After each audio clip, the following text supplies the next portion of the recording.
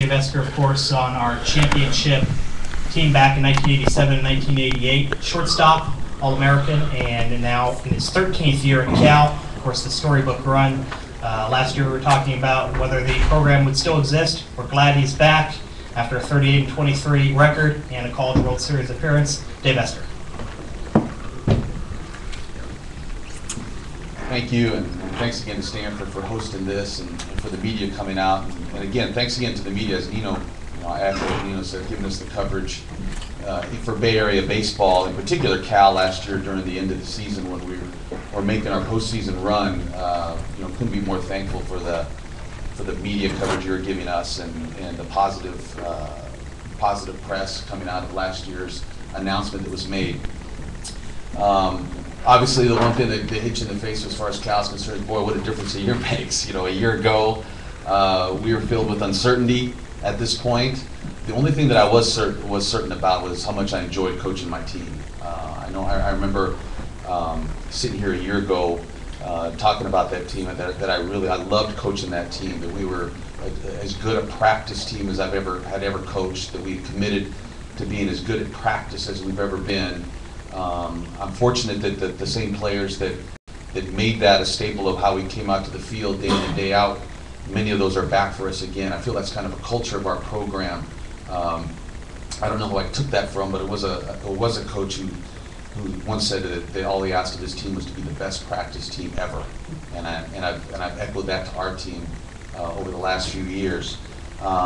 We returned a number of players from last year's team. On the field, we'll probably start a player at every position returning who had started games a year ago. Starting behind the plate with Chad Christ, who was a two-time All-Pac-10 catcher.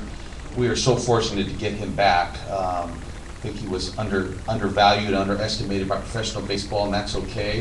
One thing I'm proud about is we felt that an equally good alternative to signing a professional contract was to come back for his senior year, play with his best friends in the program, and give it one more run to try to get to the World Series. Having him back is, we talk about, maybe people ask about our recruiting, how was it affected at the end of last year? My best recruit was Chad Christ, getting him at the end of the season. But Chad Christ returning behind the plate, our first baseman Devin Rodriguez, who he had the 2-out, 2-strike base hit into right field versus Baylor to send us into the Super Regional. Is returning at first base, much improved defensive player, much improved offensive player. He'll have to hit in the middle of the order for us and have a real productive year for us to be good. At second base, we return the Pac-10 Player of the Year, Tony Renda. And again, when you talk about someone who impacts our program on a daily basis, not only with his play on the field, but with his work ethic and how much he cares about the game, how he works with his teammates to help them get better. Tony is all about winning and having the best team possible. His numbers and his personal accomplishments all come as a residual of his hard work and what he feels about what it takes to win the game. And we're fortunate to have him again. He'll probably hit leadoff for us, and he did hit in a number of roles for us last year. I think he hit third at the start of the season. He led off, and finally, when it came down to it at the end of the year, we hit him second because we just felt like we hit our leadoff guy ninth and our number 2 guys, first in the order, and just try to get him as many at-bats as possible. So we'll probably be along that same philosophy, hit him at the top of the order and get him as many at-bats as possible. It seems to make sense that he get 5 at-bats in a game versus anybody else if that had to be. At shortstop, Derek Campbell, who filled in for Tony at second base when Tony pulled a quad muscle, scoring the winning run at Baylor. Derek played second base during the Super Regional and the College World Series and did a great job for us. He'll move over to shortstop and start the season for us there. Mitch Delfino will start at third base. He was our full-time third baseman a year ago. In the outfield, we'll probably have a rotation of 5 guys. All of them had started games a year ago. Starting with Chad Bunting, who was our everyday center fielder. He had an injury during the course of the year. He broke his thumb in a game versus Rice and was going to be out for 4 or 5 weeks. And I really looked at it as an opportunity that, unfortunate that we lost Chad, who was swinging the bat very well, one of our better players. But I also knew, like maybe a lot of coaches know, when someone gets hurt, that gives your team an opportunity. You're going to develop a player that you could come out of that period of time stronger, because a player may step up and play well that makes you a better team than you were before the injury. we were fortunate that that happened. Daryl Matthews came in, played center field for us. He played effectively, helped us win a lot of games. Was a really, really positive player for us, and a stopgap until Chad got healthy. And then when Chad was healthy, we had two players who could play on a daily basis and help us win.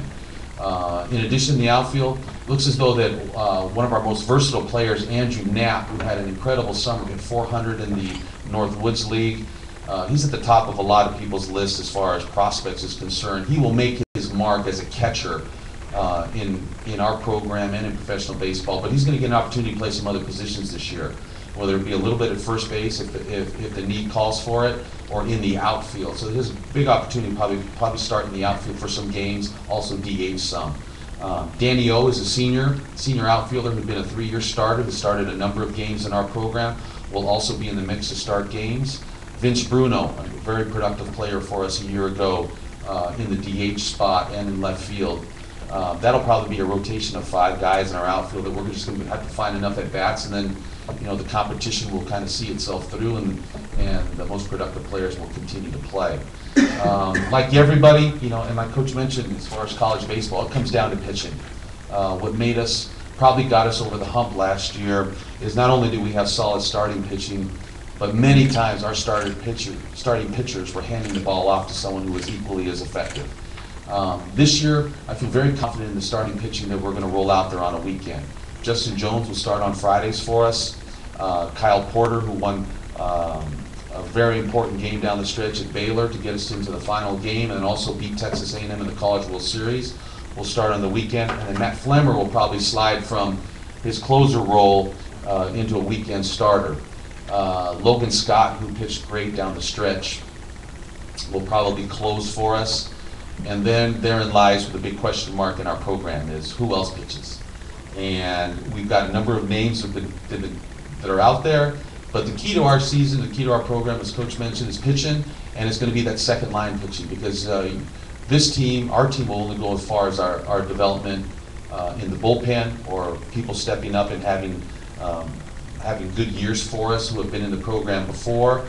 Some of the names you'll see coming out of our bullpen: Mike Theophanopoulos, a left-handed pitcher who didn't pitch at all last year, but we brought him into the program to be an effective pitcher, and this is going to be the year we're going to give him the ball and ask him to really help out our team. Joe D'Onofrio, who pitched some limited innings for us a year ago. Joe is going to pitch a bigger role and has to pitch a bigger role for us to be the team we want to be. After that, we're probably going to be pitchers in the program that we're looking for development, and some freshmen who have also had maybe our best falls during the course of this off season. They're going to have to step up and be productive pitchers for us. I've told our team this, and I kind of believe that we've got some question marks as far as development and who we have to be from the start of the season to the end of the season. But even if I said we were to slide in as the 64th team in the field, the last team in, if we prove worthy of that, we're going to be one heck of a. We'll be hard to beat, and no one would want to play us at the end of the year. We're going to put out a pretty solid lineup, and if we can answer those pitching questions and deserve to be there at the end, we'll prove to be a tough out in a playoff. But we got to get there, so it's going to be development. New to our program, I think one of the things that maybe goes hand in hand with success, people want your people. I lost Dan Hubbs, my pitching coach. He's been with me for 12 years. My right arm in coaching. But I brought in Mike New, who's been a very successful coach, was a successful player at Sacramento City College. He won a national championship at the University of Miami. He's been a head coach at Diablo Valley Junior College. A wealth of knowledge, connects with the players. It's been seamless as far as our coaching is concerned. Unfortunately, I've given him the heavy task of the development of our young pitchers this year. But I think he's capable of doing that, and we're really looking forward to it. 25 years ago, I was fortunate to play for a team for Coach Marquis. Even yesterday, as I looked into a mirror through my hat, I looked every bit of those 25 years, as I have no more dark hair below my hat anymore. But it's been 25 years ago playing on a team that I cherish that experience, playing with my very best friends. To this day, every one of my teammates, I feel like I call them up and we would be as if we just had talked the day before. Felt fortunate maybe to have a team that also had that same experience.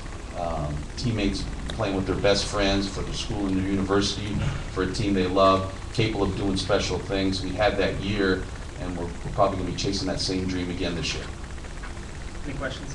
David, you obviously had a storybook season last year, but how much did it hurt your recruiting for this season? Because the program was in limbo for so much of the year. Yeah, I'm not, that'll be, that's left to be seen. We did bring in some recruits that we really do like, and behind all those starting players, we've got some quality freshmen